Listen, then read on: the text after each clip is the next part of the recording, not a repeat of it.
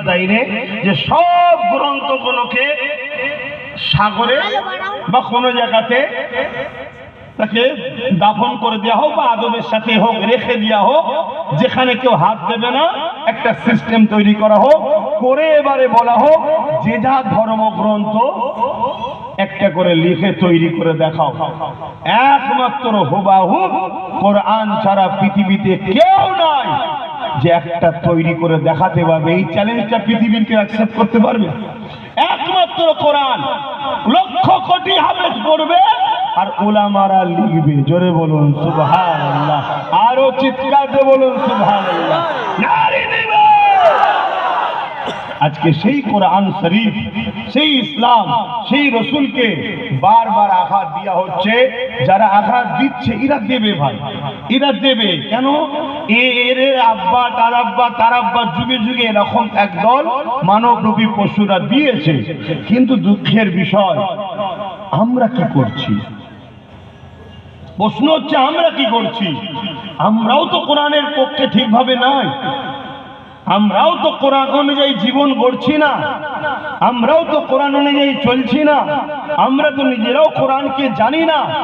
আমেরিকাতে একটা প্রতিযোগিতা হয়েছিল, কম্পিউটার তখন প্রথম তৈরি হয়েছে, যে কোন কিতাবটা সত্য হাকিকাত এর একটা কম্পিটিশন হবে। সব কিতাব দিচ্ছে রেড লাইট দেখাচ্ছে, রং রং রং রং। আরে মানুষ তো সত্য মানবে, কম্পিউটার তাদের তৈরি করে, আমাদের তৈরি নয়। যখনই কোরআন দিয়েছে গ্রিন আলো জ্বলে উঠেছে। জোরে বলুন সুবহানাল্লাহ, আরো চিৎকার দিয়ে বলুন সুবহানাল্লাহ। তবে আপনাদের আল্লাহ আল্লাহ তবে আমি আপনাদেরকে একটা কথা বলবো, খুশির খবর, যদি আপনাদের পদক্ষেপটা কোরআন অনুযায়ী হয় তাহলে আমি আপনাদেরকে একটা খুশির মেসেজ দিচ্ছি। সেই মেসেজটা হলো এটাই, আমি প্রায় জায়গায় বলেছি, আবার বলছি, আমাদের বাড়িতে সন্তান হয়, আমাদের বাড়িতে সন্তান হয়। সন্তান অর্থাৎ নতুন মেহমান, নতুন অতিথি আসে, তাই তো নাকি? কিন্তু এই অতিথিটা যখন আসে, আশাটা কি এমনি এমনি হয় না অনেক কষ্ট, অনেক ব্যথা পায়? বলুন, মা অনেক কষ্ট ব্যথা পাই না পাই না? যত ব্যথা বাড়বে, যত কষ্ট বাড়বে, যত যন্ত্রণা উঠবে মায়ের, তাহলে জানা যাবে দ্রুত মেহমান আসার সময় হয়েছে।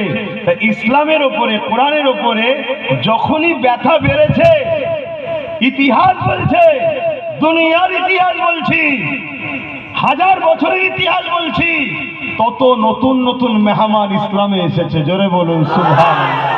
এই যে চারিদিকে একটা চর্চা হবে, কোরআন কোরআন, এই হয়েছে, হেন হয়েছে, তেন হয়েছে।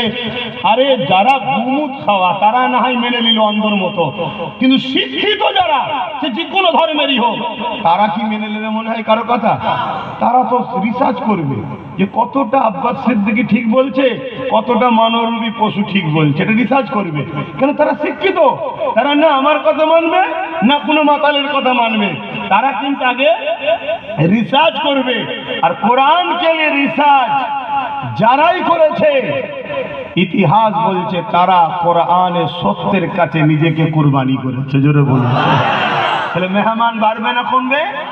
কিন্তু আমাদের যদি ভুল পদক্ষেপ হয়ে যায় তাহলে আমরাও কিন্তু কোরআন বিরোধী হিসাবে জামিনদার থাকবো কিয়ামতের দিন, আল্লাহকে ধরা পড়তে হবে। কোরআন বলছে কেউ যদি একটা নির্দোষ মানুষকে হত্যা করে, সে পুরো নির্দোষ মানুষ যদি হত্যা হয় তাহলে পুরো মানব জাতিকে আপনি হত্যা করলেন। ঠিক তেমনই আপনি যদি একটা মানব জাতিকে আশ্রয় দেন, একটা মানুষকে যদি আপনি সাহারা দেন, আশ্রয় দেন, সে মুসলিম হতে পারে আর হিন্দু হতে পারে, যেই হোক, কিন্তু তাকে যদি আপনি সাহারা দেন, পুরো মানব জাতিকে সাহারা দিবার নেকি সওয়াব আল্লাহ আপনাকে দেবে। জোরে বলুন সুবহানাল্লাহ। তাহলে আমাদের সবটাই করতে হবে। একদিকে যেমন ঈমান, ঈমান অন্যায়ের বিরুদ্ধে লড়াই করাটাও ঈমান, ঠিক তেমন আমি অন্যায়ের বিরুদ্ধে লড়াই করতে গিয়ে আমিও যেন অন্যায় না করে ফেলি, এটাকেও মাথায় রেখে লড়াইটা করতে হবে। আমি কি বোঝাচ্ছি শুনছেন তো? হ্যাঁ। কেন? এসব কিছুর পিছনে একটা বড় রহস্য আছে, সে রহস্য দিনের মতো সত্য। সেই রহস্য দিনের মতো সত্য। তুমি আমি যদি গরম না হই, তুমি আমি যদি ভুল পদক্ষেপ না দিই, তোমার আমার প্রতিবেশী যারা অন্য ধর্মের ভাই আছে, তারা তোমার আমার সঙ্গে 1000 বছরের যে মিল, ওই মিলে এখনো থাকবে। কি থাকবে না? থাকবে না? আর তুমি আমি যদি রাগের বশত কোন রকম একটা ভুল পদক্ষেপ নিয়ে ফেলি, তাহলে তোমার আমার প্রতি বছরে 1000 বছরের যারা আছে, তারা কিন্তু একটুখানি মন ক্ষুণ্ণ হয়ে সরবে। আর যখনই সরবে, বুঝাবার জন্য একদল লোক সঙ্গে সঙ্গে চলে আসবে যে এদেরকে সাইজ করতে গেলে এটা করতে হবে, এটা করতে হবে, ওটা করতে হবে।